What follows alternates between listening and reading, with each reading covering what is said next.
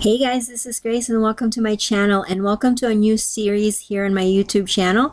This is going to be focusing scraps but kind of in a different note. It's going to be scraps but with the kind of grid design in mind. So basically all of my all of my pages rather would have a grid design on them. It's just a matter of what kind of grid.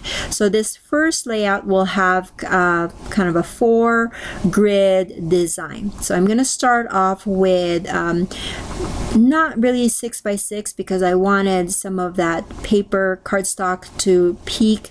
So I am cutting it about 5 3/4 by 5 3/4, and I am cutting 4 different pattern papers, and then I'm going to cut those in half at an angle. So I'll have basically 8 triangles that I will be using as my background. So like I said, this is a scraps type of series because I have a lot of scraps. I've been really inspired to make a lot of pages lately, and my scrap stash has been really brimming to the edges, and so I needed to tackle them. And I've seen and I've done a lot of scrap type of process videos before, and so I figured to make it a little bit of different kind of subtitle or no sub theme for this video. I am doing grid design. So like I said, I cut that into triangles and then just kind of spread it apart, so not 2 of the same design triangles will be close together. And then I'm working with 2 3 by 4 pictures, and these are just pictures from my phone that I've taken let me see. Yeah, I think it was in 2016. So it'd be 2 Thanksgivings ago. My husband just started a new job, and it was we weren't sure if he was going to be able to come home on Thanksgiving Day, and so we didn't really plan anything. Like I didn't pull out my like make all the Thanksgiving traditional dinner. I didn't do any of that stuff because I figured if he's not going to be home, why bother making all these food? And but then he got a call, or he found out that he could go home that day, and so when he was home, we just kind of made some quick plans to go watch a movie at the cheap theater, and then on our way home, because I didn't really make plans for dinner, we just stopped by a 24-hour taco place in our area, and we bought some tacos. So that was our Thanksgiving dinner for that particular year. But we did manage to make a traditional meal like the Sunday, I think, after Thanksgiving, because Sunday he is home.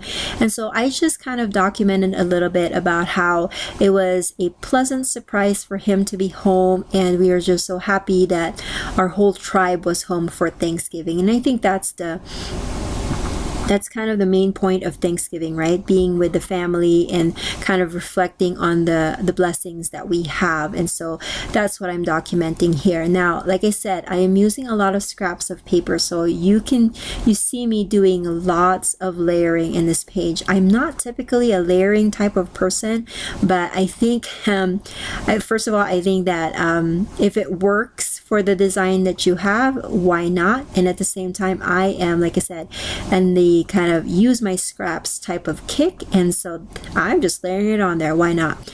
Now the word blessed is cut from a cut file that I found at Paper Issues, so make sure that you always check out paperissues.com. It is an online store, but they do provide free cut files. I don't know how often, but I go there maybe, I don't know, every quarter or so, and just look at the ones that I like, and it's free, so you might want to check that out.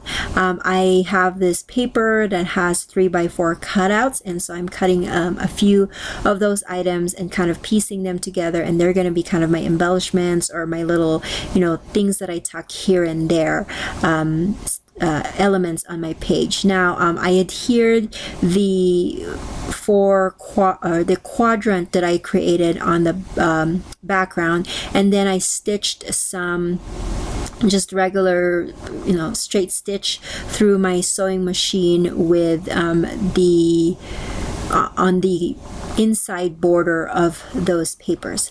Now I was looking at this and it just seemed like all of the layers were just so busy, so I needed the layer that I'm using for my photo and my title and all that stuff to be a little bit more pronounced against my busy background, and so I'm using just a piece of vellum to make that stand out a little bit more. And I am adhering some adhesive to the center because I knew that that part won't show, so I didn't mind having adhesive on there. And then I'm adhering a bunch of the papers. Now these papers thankfully were kind of a fall themed paper, scraps of paper that I pulled out, and so they fit perfectly with my page. I did also use the back side of some single-sided paper as my white cardstock for matting the photos, so that worked well. I used a bunch of papers and in all different ways, and so I'm happy about that. And I'm just tucking that 3x4. I did add some I did round the corners of that just to, I don't know, I mean, I like rectangle type of designs, but when there's too much rectangles, I just feel like it's just too monotonous and blocky. And so I try to kind of break apart the really harsh corners of a rectangle or a square design by adding, you know, a script font like this one, and then also rounding the corners of some of my elements. And so to make my scrapbooking faster, I usually just type up all of my journaling that I'm going to be using on an 8.5 by 11 sheet, using just a Word document, and then printing them off and then just cutting them as I go. I love this, and I've been doing this for at least a year and a half, and I found that it's the best way for me to get pages done. Like before, I would create a page and then set it aside and do mass journaling for all of them, but sometimes I forget.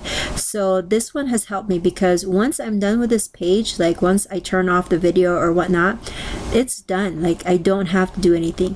One thing that I have to say that I had to go back and do with all of these cards were not cards, but these layouts were add dates to them, because I didn't have the dates right in front of me, and these pictures were printed at 3x4, so it's because before I would print the pictures at 4x6 and they would have dates already on the back, but because I printed these off smaller, they don't particularly have the right date for them. They just have the dates when I had ordered the pictures, so it doesn't have the actual dates on there. So what I did was, after I was done with all of these pages, I went back just on my computer and looked for the specific dates for these particular scrapbook layouts, and then stamped the dates with a date stamp, which made it so much faster. So that's what I did.